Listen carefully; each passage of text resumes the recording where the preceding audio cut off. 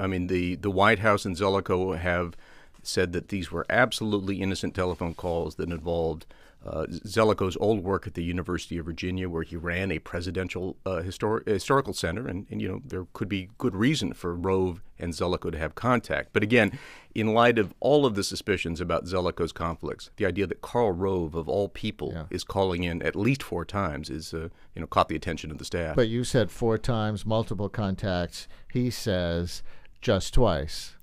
The phone logs show 4. Okay. And they only show what calls came in. They don't show what calls went out. So you have written phone logs. I do.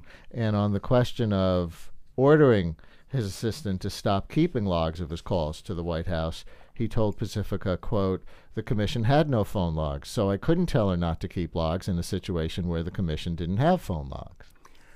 I have seen phone logs. I have copies of these phone logs. The secretary cleverly, I think, again, was so alarmed by this order that she was apparently given by Zelikow that she reports it immediately to the chief lawyer in the investigation, who acknowledged with me on the record that she had indeed come to him alarmed by this order. And more generally on the nature of his work and the impact of his work on the Bush administration, serving to ease the way to re-election, as you're saying, Zelikow says, as the commissioners have recently put it, Zelikow is the White House's biggest problem, referring to himself. Zelikow was the White House's biggest problem. And they, the commissioners, if you will just call them and ask them, will point out that I was actually a source of constant trouble for the White House.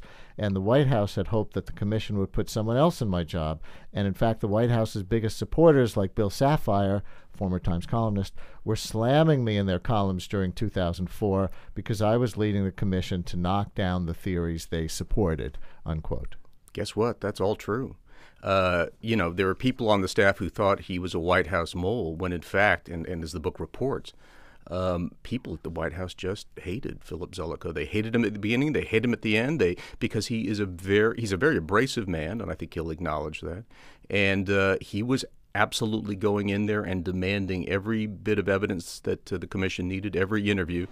But the question is whether or not the tone he set in the investigation, the fact that he was such a close friend of Condoleezza Rice's, doesn't that have to have some impact on an investigation in which Condoleezza Rice is right at the heart of everything?